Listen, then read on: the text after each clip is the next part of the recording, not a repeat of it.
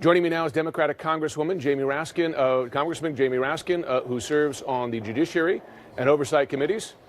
Congressman, thank you for taking the time this morning. Good morning. Thanks for having me. First question. You now see that Bill Barr will not meet Jerry Nadler's deadline. Do you trust that Barr will make this report as transparent as possible?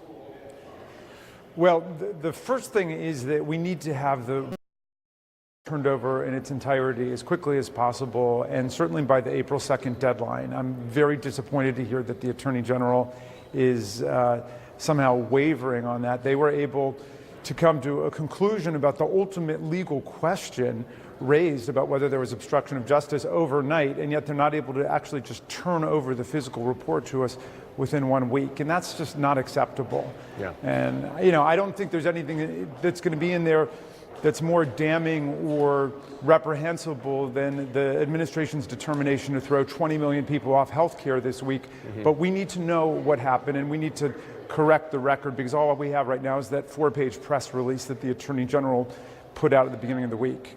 Right, and it's a fair point because it's his summary, his interpretation. Let me ask you this. As you know, your chamber of Congress voted 420 to 0, all Republicans and Democrats, to make the report public. And yet on the Senate side, Senator Mitch McConnell, the majority leader, is blocking any vote on it there. Has he effectively killed the effort by Congress to force this report into the public eye? Well, it's a public document. It has to be turned over, and we did have this unanimous bipartisan vote that it must be turned over as quickly as possible. But as the week goes on, it just seems like the smell of a whitewash and a cover-up is getting thicker and thicker. It's almost as if they wanted to establish a certain imprint in the public consciousness about what this is, and now they're going to try to drag out the process for many weeks of releasing the report. And that's just not an acceptable way for the Department of Justice to be proceeding here. And it seems to be like a complete thwarting of the whole design of having a special counsel. Let me ask you this. Is the question of impeaching the president a dead issue now? Nobody has been talking about that. I mean, I know that the media is obsessed with the whole question of impeachment. I'm not obsessed because some of your colleagues are still mentioning it. And before this report, many colleagues raised that prospect. I'm just saying now that we've seen at least the summary of conclusions, in your view, is that a dead issue? Again, I mean, I don't want to read the Cliff Notes version of Macbeth. I want to read Macbeth itself in all of its gory detail. Yesterday, we learned that it apparently is 700 or 750 pages, and it's been reduced to a couple of sentences by the Attorney General. Look, impeachment should be neither a fetish for anybody around here, and I don't think it is, nor should it be a taboo. Of course, the Republicans impeached Bill Clinton for telling one lie about a private act of sex that he committed.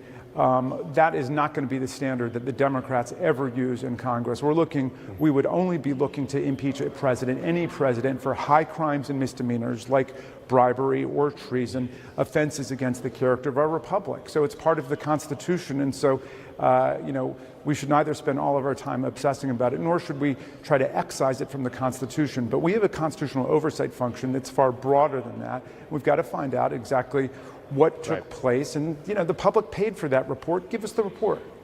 Yeah. Politically, though, set aside the constitutional, the legal issues. Politically, though, is it time for Democrats to move on from this issue and focus on what you brought up yourself early on, issues such as health care? We're defending pre-existing condition coverage against the administration's attempt to thwart it. We're trying to lower prescription drug prices every day. We want to give the government the power to negotiate for lower prescription drug prices in the Medicare program, which is an authority we have in Medicaid and that we have in the VA, but the Republicans don't want to do it because, again, they're caught up in a special interest agenda. That sounds like a yes. Sounds like a yes. Well, but the point is we've been doing it all along. And I mean, we could say whether it's the Republicans who are obsessed with it because they were the ones who appointed the special counsel, or it's the media who's obsessed with it. we don't need to get into that. The point is, we have been working on the people's issues. We just passed the toughest gun safety law in decades to close the internet loophole, to close the private gun show loophole. So, if people want to pretend that somehow we were the ones obsessed with all this, that's fine. The point is, we're doing the people's work here, and we're going to continue to do the people's work. Part of the people's work is oversight, and we're not going to neglect that function and be sort of coerced out of it simply because of the Attorney General's press release. Let me ask you, a new poll out from Quinnipiac ranking the Democratic 2020 candidates so far. We'll put it up on the screen. I'll just read the numbers to you since you can't read the screen, but you're aware. Joe Biden, 29%, Bernie Sanders, 19%, Beto O'Rourke, 12%, other candidates behind, Kamala Harris and others there. Is Vice President Joe Biden, former Vice President, the candidate most likely to beat Donald Trump in 2020 in your view?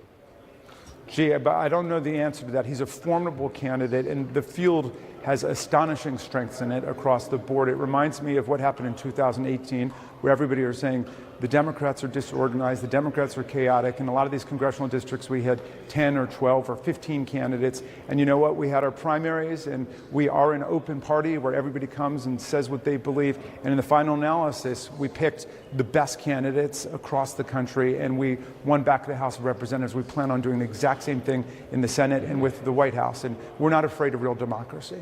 And it's interesting.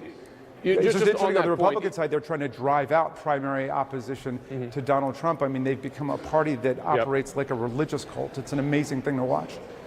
Just quickly, 3 white men at the top of that list, and that's notable as well. In a year when there is a push from many in the Democratic base to have someone different, a woman, a person of color, do you think that kind of result disappoints Democratic voters?